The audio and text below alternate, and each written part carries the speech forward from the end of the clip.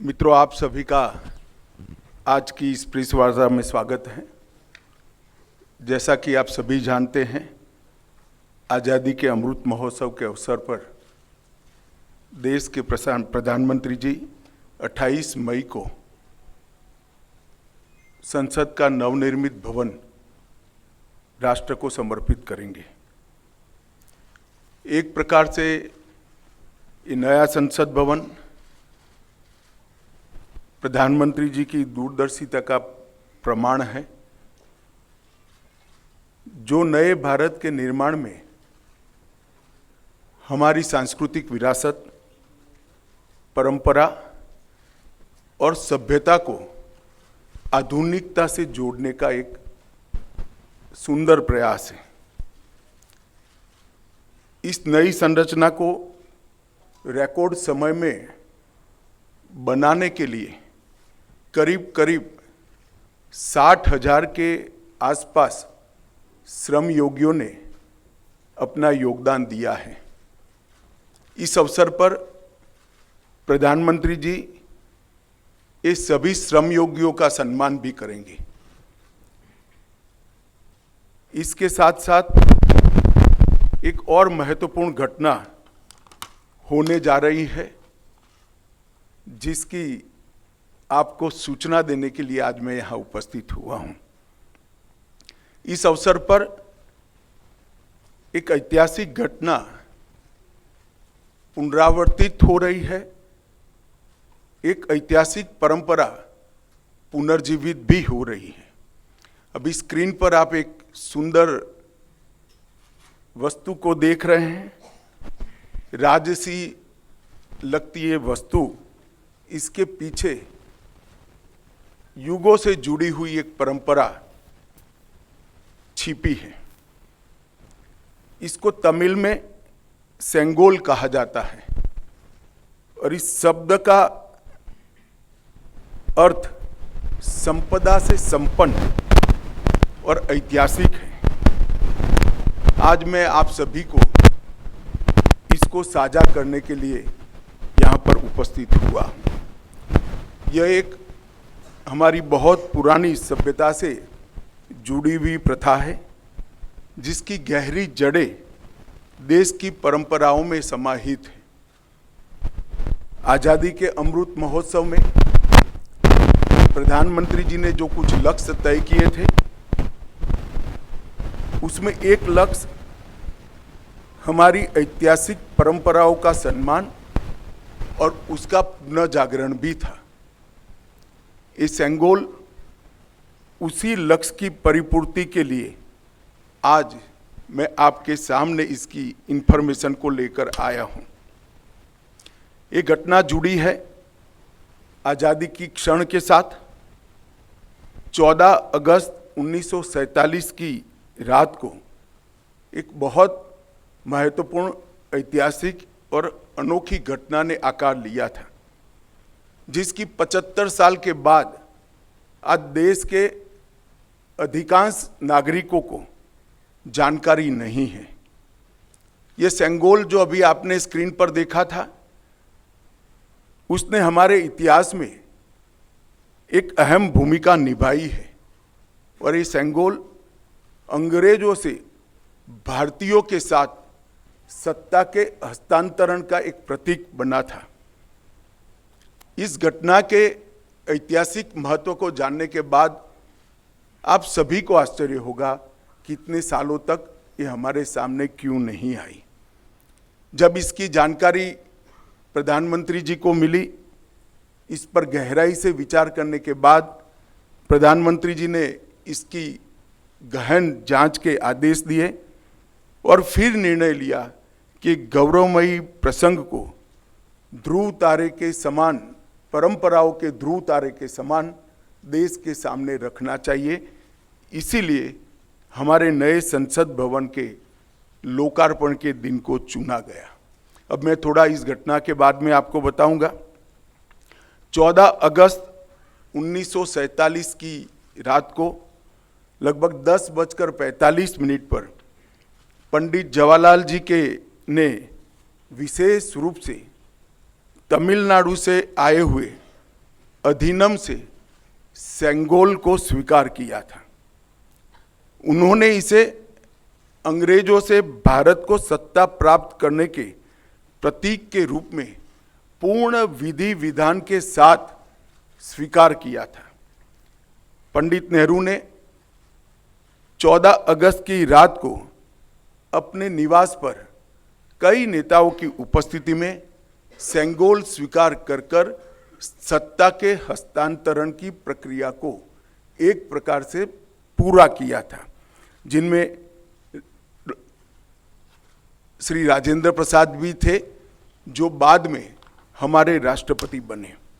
ये घटना क्यों और कैसे हुई, हम सब जानते हैं कि सन 47 में भारत को आज़ादी देने का जब निर्णय हुआ, तब लॉर्ड माउंटबेटन को ये प्रक्रिया को निर्विघ्न समाप्त करने के लिए भारत के वाइसरॉय बनाकर भेजा गया। जब ये प्रक्रिया करने का समय आया, तब लॉर्ड माउंटबेटन, क्योंकि इंग्लैंड से आते थे, इनको हमारी सांस्कृतिक और पारंपरिक व्यवस्थाओं की जानकारी नहीं थी। उन्होंने पंडित जवाहरलाल नेहरू जी को ये प्रश्न किया कि ब्रिटिश से भारतीयों के हाथ में सत्ता का हस्तांतरण के प्रतीक के रूप में कौन सा विशिष्ट परंपरागत समारोह का आयोजन किया जाना चाहिए। पंडित जी भी कंफ्यूज थे। उन्होंने थोड़ा समय मांगा और कहा कि मैं साथियों से चर्चा कर आपको इसके बारे में जानकारी दूंगा। पंडित जवाहरलाल नेहरू जी ने चर्चा करने के लिए अपनी पसंदगी बहुत अनुभवी स्वतंत्रता सेनानी, दार्शनिक, भारतीय परंपराओं के जानकार, इतिहास के मर्मज्ञ ऐसे विद्वान सी राजगोपालाचारी पर नियुक्त की, जिनको हम राजा जी के नाम से जानते हैं। उन्होंने ये बात को राजा जी के सामने रखा। राजा जी ने अनेक पुराने ग्रंथों का अभ्यास कर, अनेक प्रक्रियाओं को स्टडी कर साम्राज्यों के समय में सत्ता के हस्तांतरण की प्रक्रिया का एक सटीक इतिहास रेखांकित कर इस सेंगोल की प्रक्रिया को चिन्हित किया और पंडित नेहरू को बताया कि हमारे यहाँ हमारी परंपरा में इस सेंगोल के माध्यम से सत्ता के हस्तांतरण की प्रक्रिया को अधिकृत किया गया है। और इस प्रकार ये प्रक्रिया तय हुई और पंडित नेहरू ने पवित्र सेंगोल को तमिलनाडु के अधिनियम से स्वीकार कर अंग्रेजों से भारतीयों के हाथ में सत्ता के हस्तांतरण को आकार दिया। वही क्षण था जब पंडित नेहरू ने सेंगोल को स्वीकार किया, जब हम जिसको स्वतंत्रता कहते हैं, इसका सटीक क्षण था।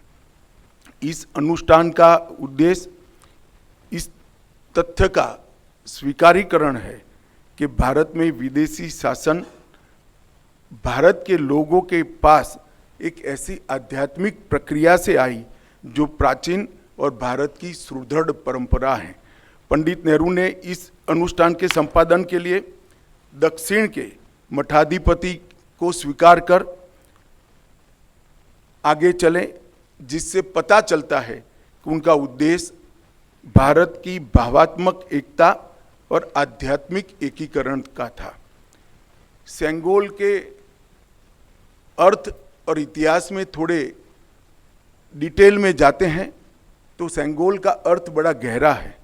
सेंगोल शब्द तमिल भाषा के सेम्मई शब्द से बना गया है। इसकी व्युत्पत्ति सेम्मई से आती है, जिसका अर्थ और भाव नीति परायणता से है। यह एक तमिलनाडु के प्रमुख धार्मिक मठ के महंतों द्वारा ये सेंगोल जो आप अभी देख रहे हैं स्क्रीन पर, ये अभिमंत्रित है।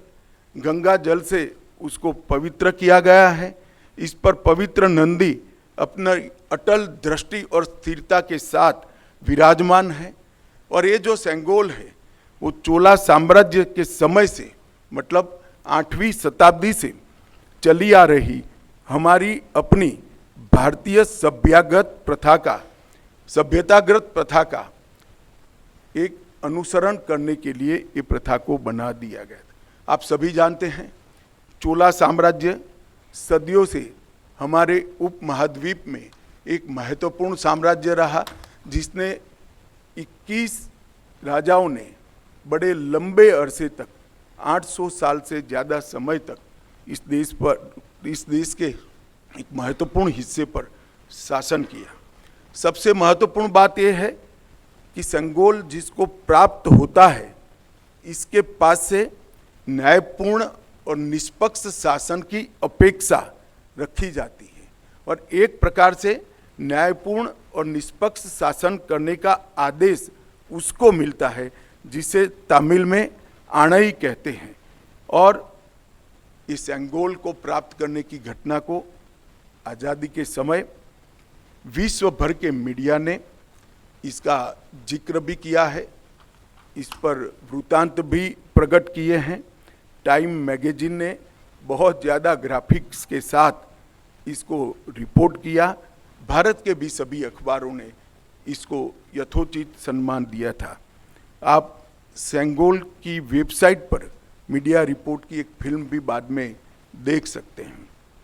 1947 अगस्त के बाद सेंगोल सबकी आंखों से ओझल हो गया, इसको भुला दिया गया, मगर एक विद्वान और पूजनीय सम्मानीय व्यक्ति ने इसको आज़ादी के 31 साल के बाद 15 अगस्त 78 को परमाचार्य श्री चंद्रशेखर सरस्वती स्वामीगल ने अपने अनुयायी डॉक्टर B.R. सुब्रमण्यम को सेंगोल वृत्तांत का वर्णन किया, जिसको डॉक्टर सुब्रमण्यम ने अपनी किताबों में उचित स्थान देकर उल्लेखित किया है।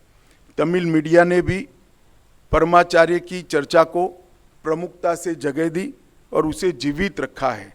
हम सब परमाचार्य के इसके लिए कृतज्ञ हैं। दिलचस्पी की बातें हैं कि तमिलनाडु सरकार ने भी इस भूमिका को गर्व के साथ प्रकाशित किया है।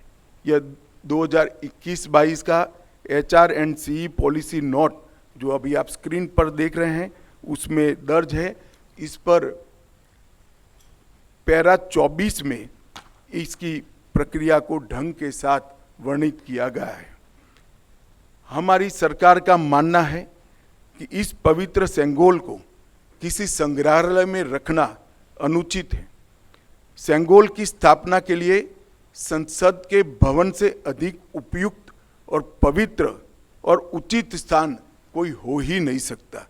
इसलिए जब संसद भवन का देश को समर्पण होगा, उसी दिन आदरणीय प्रधानमंत्री नरेंद्र मोदी जी बड़ी विनम्रता के साथ तमिलनाडु से आए हुए अधिनियम से सेंगोल को स्वीकार करेंगे और अत्यंत आदरपूर्वक माननीय लोकसभा के अध्यक्ष के आसन के समीप सम्मान के साथ इसको स्थापित करेंगे। मैं मानता हूं कि भारतीय परंपराओं से जुड़ने का एक विरल और महान क्षण होगा। नए भारत को हमारी परंपराओं के साथ, हमारे इतिहास के साथ और हमारे अध्यात्म के साथ उसी क्षण से एक नया अनुसंधान होगा। सेंगोल की स्थापना 1947 की भावनाओं को फिर से एक बार अविस्मरणीय बनाएगी।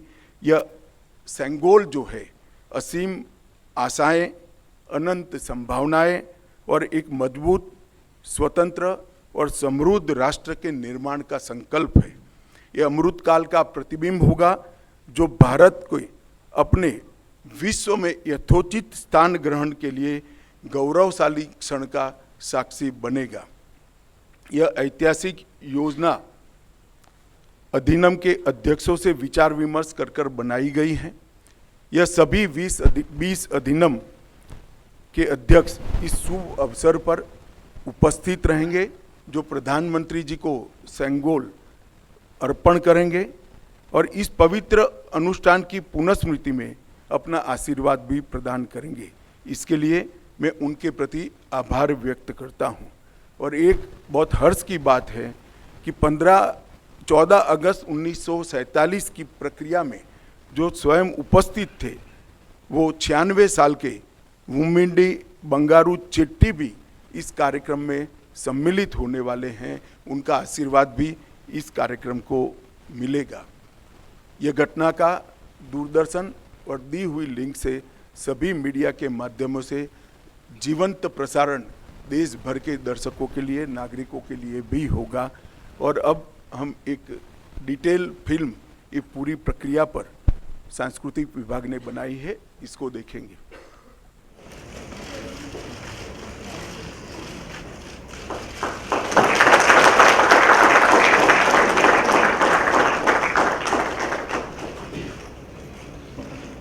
बहुत बहुत धन्यवाद, शुक्रिया माननीय गृह एवं सहकारिता मंत्री जी, इस महत्वपूर्ण कार्यक्रम के बारे में जानकारी देने के लिए, वेबसाइट लॉन्च करने के लिए। अब सेंगोल से जुड़ी तमाम जानकारियां आप मीडिया बंधुओं के साथ भी साझा की जाएंगी। आप मीडिया बंधुओं को उपलब्ध कराई जाएगी जानकारी में सेंगोल के बारे में प्रेस विज्ञप्ति, मीडिया डॉकेट, पृष्ठभूमि के बारे में जानकारी, अक्सर पूछे जाने वाले प्रश्न यानी FAQs। इसके अलावा सेंगोल के आधीनमों और स्वर्णकार श्री उदय जी के प्रवास की जानकारी भी दिल्ली के बारे में वो आपको उपलब्ध कराई जाएगी। और आज की इस प्रेस वार्ता में माननीय गृह मंत्री जी द्वारा सेंगोल के बारे में शुरुआती जानकारी साझा करने के बाद अब आप मीडिया बंधुओं से कुछ सवालों को भी आमंत्रित किया जा रहा है। इस सिलसिले को आगे बढ़ाने के लिए अब मैं आमंत्रित करता हूं पत्र एवं सूचना कार्यालय के प्रधान महानिदेशक श्री राजेश मल्होत्रा जी को। एक सेकंड, पहले मेरा निवेदन है कि इसी प्रक्रिया के बारे में ही सवाल करिए। मैं नहीं चाहता कि कोई राजनीतिक बात आज के महत्वपूर्ण प्रसंग में आए। मैं आपको मिलता ही रहता हूं। 100 नंबर, 100 नंबर, इधर फ्रंट पे। हाँ, Amit ji, vanakkam. Dinamalar Venkatraman from Dinamalar. You made a very elaborate details about the Sengol. It's not only from Chola kingdom, it's the rulers of Tamil Nadu, Pandya, Chera Chola Pandya, everybody was using the Sengol when transits of power. And also indicate how a king has to rule the country, which indicates to the people of the entire southern India. Now, the southern India people have shut the door for the BJP for the. चलिए, मैं समझ गया, हो गया आपका सवाल। Next. और sir, आपका कोई रिएक्शन नहीं है क्या सर? चलिए, मैंने कहा ना आज राजनीति की चर्चा नहीं करनी है भाई। आप इतना सुनकर भी इतने सन्नीय पत्रकार होकर करते हैं।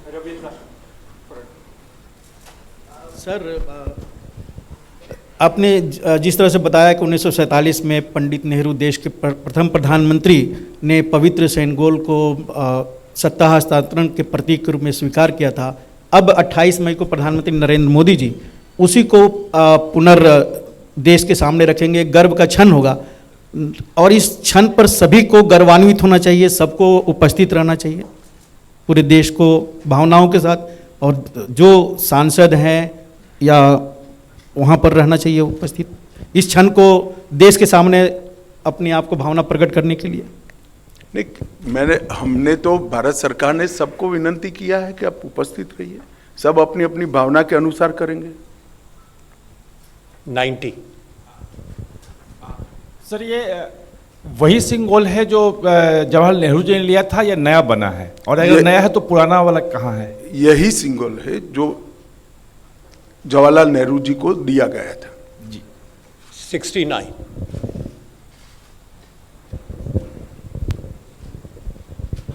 सर, जैसा आपने कहा कि यही सिंगोल है जो 1947 में दिया गया था, लेकिन ये अब तक था कहाँ और क्या पिछली सरकारों ने इसको खोजने की कोशिश किया या फिर पार्लियामेंट में लाने की कोई भी कोशिश की? इलाहाबाद के संग्रहालय में था, वहाँ स्थित था, उसको वहाँ से यहाँ लाया गया है। 125।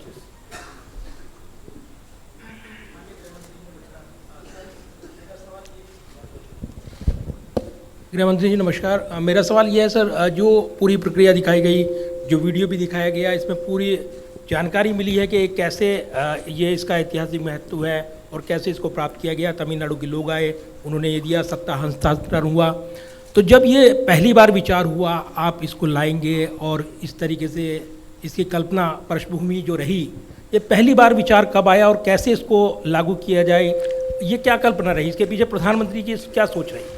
ये बहुत लंबी प्रक्रिया है।